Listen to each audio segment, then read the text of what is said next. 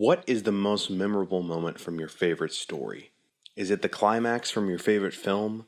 Is it the death of a beloved character in a childhood book series? For me, it's this scene right here from Jak 3.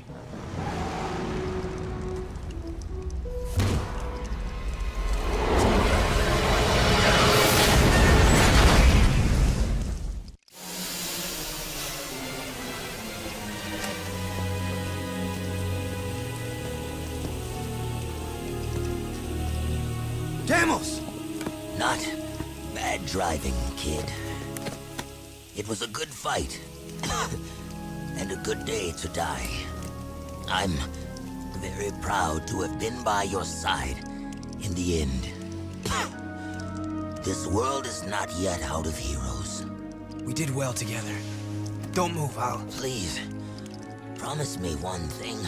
Promise me you'll find my son, Mar. You'll know him when you see this. He's wearing an amulet just like it. A symbol of our lineage with the great House of Mar. Save the people, Jak.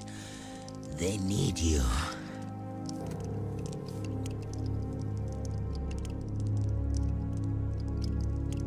Father.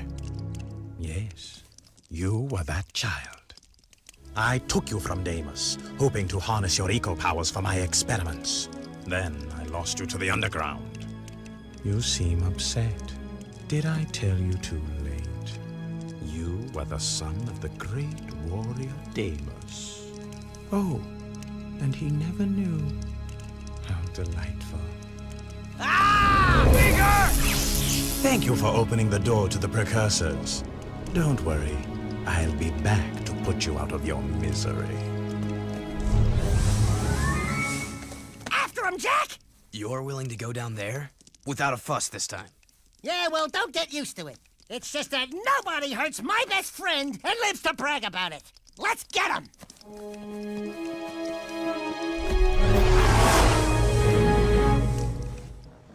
That twist blew my 9-year-old mind.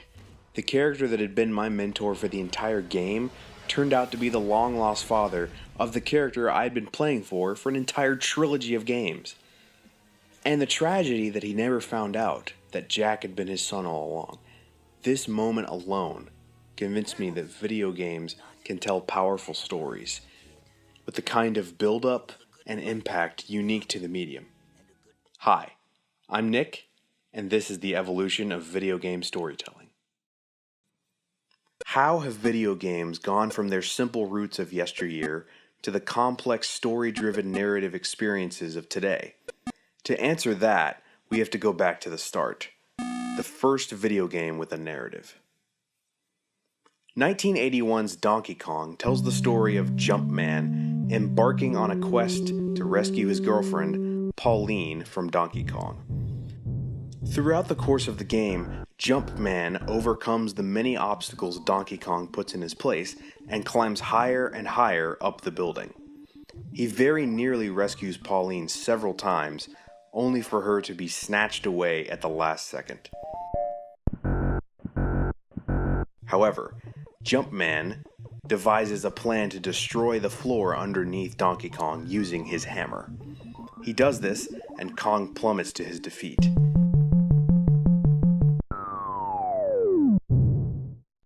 With Kong out of the way, Jumpman reunites with Pauline, and the two live happily ever after. In the development of Donkey Kong, the designers had to come up with a way to tell a story in a medium that had never tried to tell stories before. There were a few early examples of text adventure games like Zork that told stories, but Donkey Kong was meant to be a fully interactive game where the player controls the character's every move and can only complete the game using precise timing and recognizing graphics. They needed a way to tell a simple story that progressed along with each level and had a definitive beginning, middle, and end. Taking a cue from 1980's Pac-Man, Donkey Kong's developers used cutscenes to tell the story. Whereas Pac-Man had used cutscenes as comical interludes between levels, Donkey Kong uses them to tell a story that progresses with each level until reaching the end at the top of the building. This simple change allowed for the first ever narrative in a video game. The cutscene would go on to become much more elaborate, with some games, such as Metal Gear Solid, containing several hours worth of cutscenes to tell its complicated story. The cutscene became a staple of video game storytelling, thanks to Donkey Kong.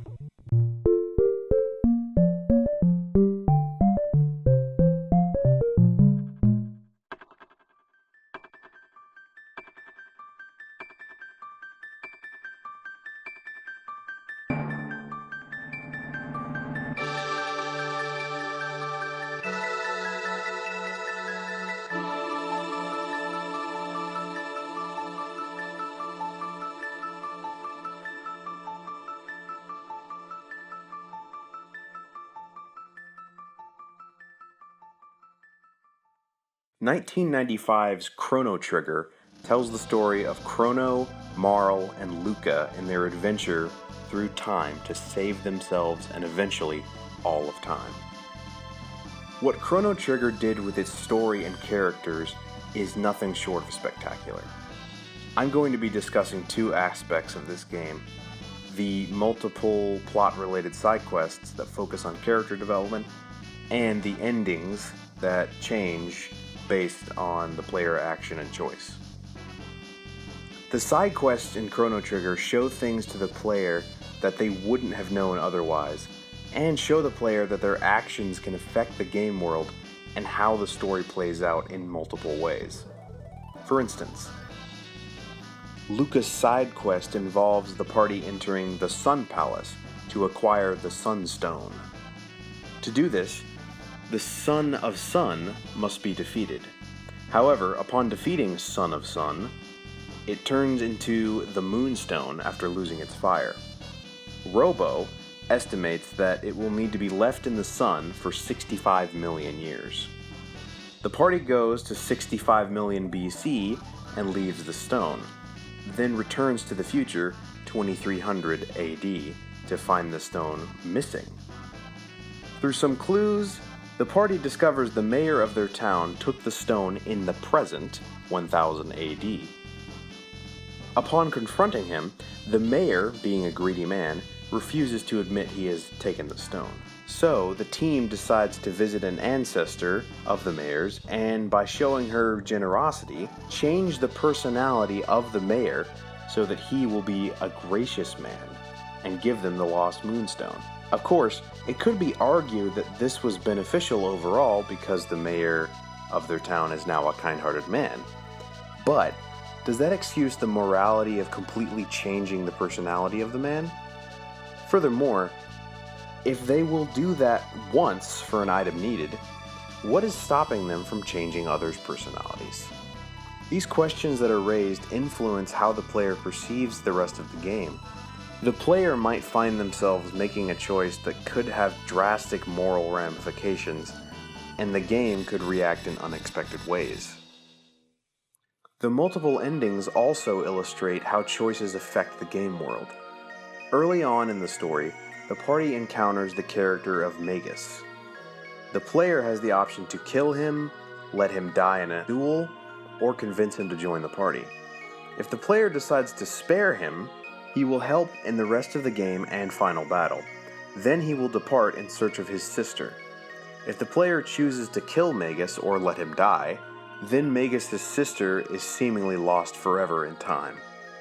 There is also a choice involving the time ship, Epoch, acquired by the party later in the game. The player can use it to weaken the final boss, destroying it, or fight their way through another battle.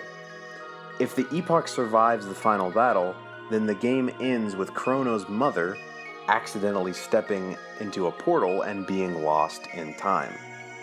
If the Epoch is destroyed, the game will end with Chrono and Marle floating away together on runaway balloons.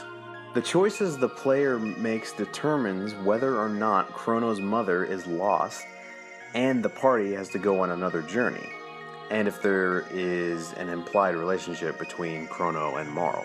Chrono Trigger was praised for the way it gives players the option to affect the world in the way they see fit. Through cutscenes and dialogue, the characters become fully realized and the world becomes more real.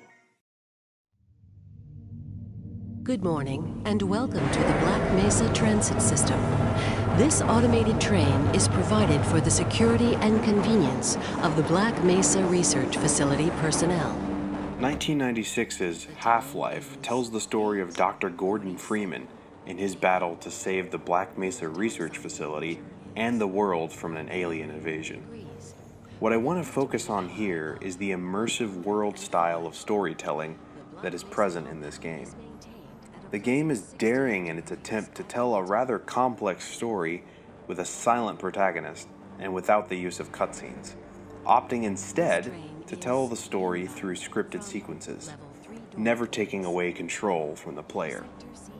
Half-Life doesn't have levels either.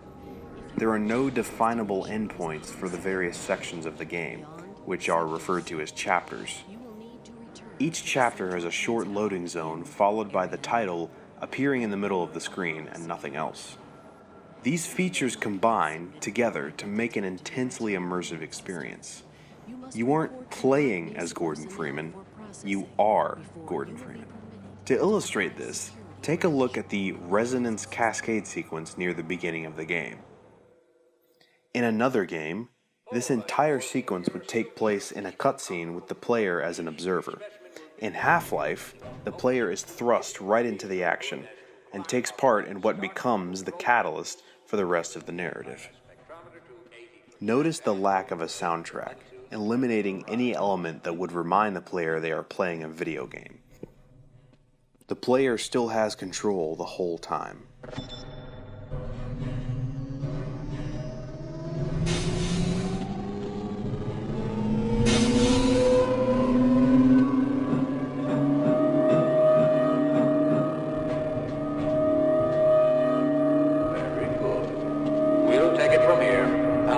Stage 1 emitters in 3, 2, 1.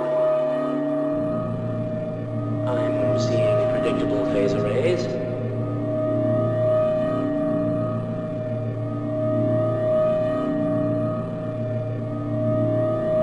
Stage 2 emitters activating now. Gordon, we cannot predict how long the system can operate at this level, nor how long the reading will take. Please, work as quickly as you can. Overhead capacitors to 105%. It's probably not a problem. Probably, but I'm showing a small discrepancy in... Well, no, it's well within acceptable bounds again. Sustaining sequence.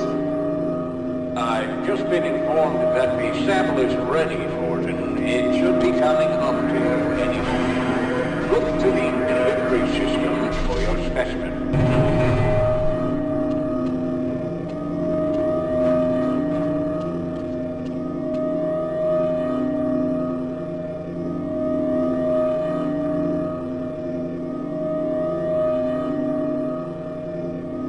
Standard insertion for a non-standard specimen.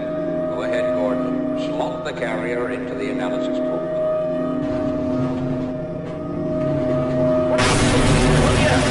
Gordon, get away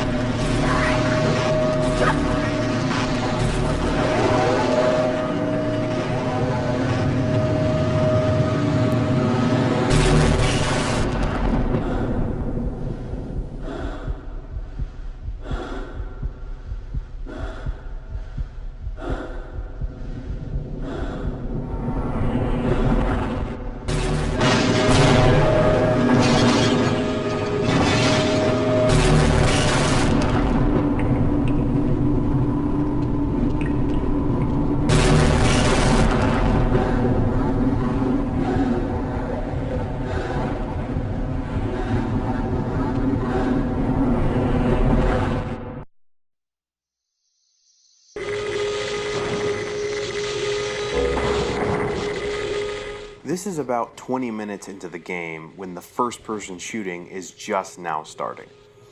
Everything before this was there for the player to become immersed in the situation of a physicist running late for his job and going through mundane things like taking a tram ride, greeting coworkers, and going to a locker room to get dressed.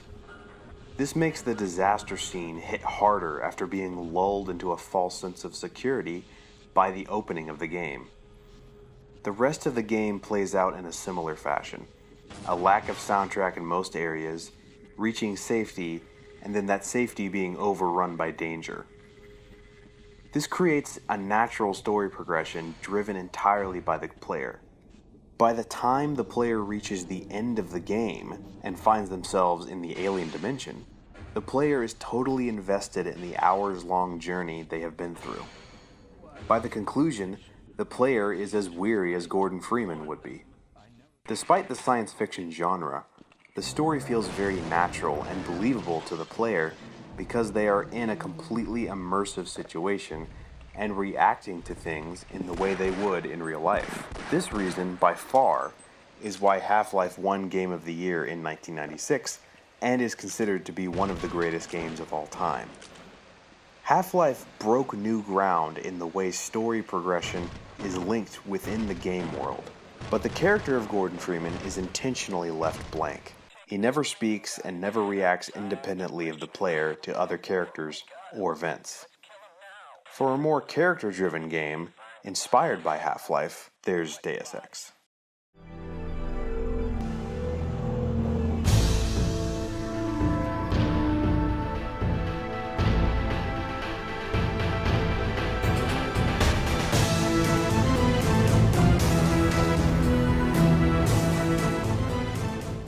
"2000's Deus Ex tells the story of J.C. Denton, unraveling a conspiracy involving the Illuminati and a genetically engineered plague. Deus Ex is the first game to feature genre blending throughout the entire game. For the missions, the player can use stealth, sniping, dialogue, hacking, or go in guns blazing. This allows for the player to tell his or her own story throughout each mission. The game also includes role-playing elements that add a meta element to the gameplay. As the player character gets stronger and more adept at hacking or sniping, the player gets better and more adept at playing the game. Together, these factors give the game a great degree of replayability, as the player will have vastly different experiences depending on which methods he or she uses to accomplish objectives. This creates multiple different story opportunities to be told purely through the gameplay. The player decides if Denton is a stealth agent, an engineer, or a gun-toting soldier. The player's actions dictate the character of Denton and ultimately lead to the final decision to end the game.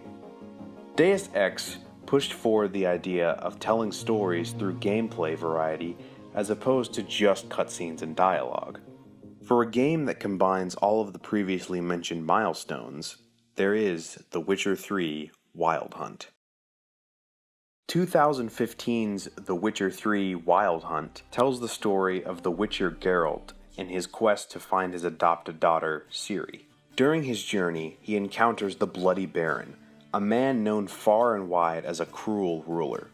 Geralt meets him because he has information on the whereabouts of Ciri.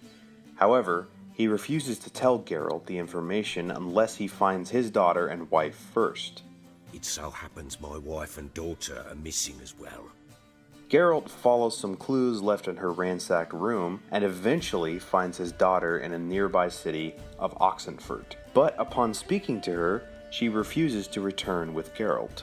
It's at this point when it becomes obvious to the player and Geralt that the Baron is an abusive husband and father, and that his wife and daughter fled to get away from his rage. My earliest memories are of a drunken father lying under the stairs, caked in mud and clutching a bottle. Next dozen years, pretty much the same. Father would drink, disappear for days, then come home in a rage and send furniture flying. Thank the gods for war. I was glad every time they sent him off. And the quarrels. I remember him screaming at Mum, the thuds as he beat her, then her sobbing.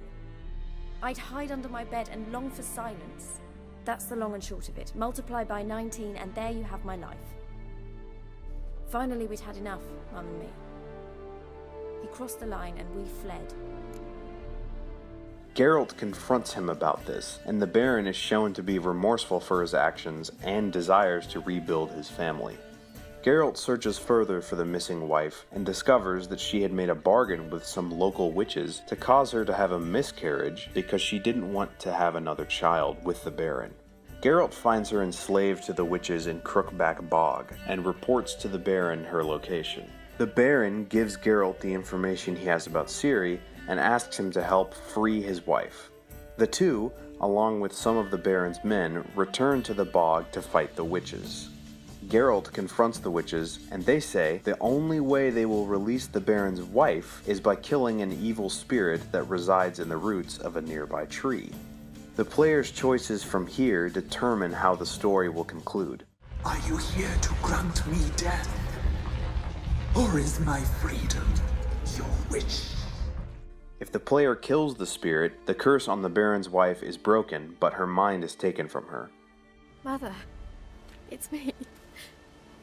Do you recognize me? The Baron will then leave with her to find a treatment. I know a hermit, a very wise man with a gift for healing. Met him some time past. Lives in the Blue Mountains. I shall take her there. If the player chooses to release the spirit instead, the Baron's wife is freed from the curse, but dies shortly thereafter. The Baron's daughter refuses to ever speak to him again, and the Baron hangs himself in remorse. This entire story is encountered as part of the main quest and then concluded as a side objective. The player has the option to ignore the Baron's request after getting the information about Ciri and never finishing this storyline. This amount of complexity and layered storytelling would be standard for the entire main quest in another game. What makes The Witcher 3 different is the realistic way it tells its stories. The Baron's request was only to find the location of his daughter and wife. Geralt has no obligation to help him beyond what he asked, and with good reason. He is trying to find his own adopted daughter. This reflects the realism of the situation, that Geralt would not knowingly put himself in danger if he doesn't have to. It's up to the player to decide if Geralt helps rescue the Baron's wife. The developers give the player the option to decide if Geralt wants to help or if he continues on his way. Moreover, this quest doesn't have a happy ending. Both endings either result in the Baron and his wife dying, or she goes insane and the Baron spends the rest of his life caring for her in her deranged mental state that is ultimately his fault. In real life, things don't always work out. Sometimes no one gets a happy ending even when you try your hardest. The Witcher 3 portrays realism in a way unlike any other game that has been mentioned on this list, and this is just one example from a very large game. The Witcher 3 contains a multitude of storylines that progress in this fashion, immersing the player in a fully realized, realistic world that reacts in unexpected ways, like real life. It truly is a milestone in how video games can tell stories. This is not meant to be a comprehensive list. Video games are evolving continuously. With new innovative titles coming out every year, the wealth of story-driven experiences is in excess. There are many more titles out there that can be explored and analyzed beyond just the games listed here. If any of these games interested you, why not give them a try? You might just discover your next favorite story.